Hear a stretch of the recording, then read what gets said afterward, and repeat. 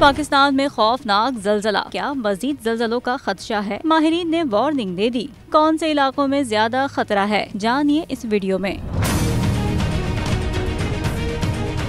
महकमा मौसमियात के मुताबिक कश्मीर भारत के सरहदी इलाके में जलजले के झटके महसूस किए गए। जलजला सुबह 9:04 पर आया। रेक्टर स्केल पर जलजले की शिद्दत 4.0 महसूस की गई, जबकि जलजले की गहराई 35 किलोमीटर थी। माहिरीन के मुताबिक जमीन की तह 3 बड़ी प्लेटों से बनी है। जेरे जमीन हरारत जमा होती है तो ये प्लेट सरकती हैं और जमीन हिलती है। यही कैफियत जलजला कहलाती है। जलजलों का आना या आतिशफिशां का फटना उन इलाकों में ज्यादा है जो इन प्लेटों के संगम यानी फॉल्ट लाइन्स पर वाक़े हैं। माहिरीन ने खबरदार किया है कि जिन इलाकों में एक मरतबा बड़ा जलजला आ जाए तो वहाँ दोबारा भी बड़ा जलजला आ सकता है। बदकिस्मती से पाकिस्तान का 2/3 इलाका फॉल्ट लाइन्स पर है, जिसके बाइस उन इलाकों में किसी भी वक्त जलजला आ सकता है।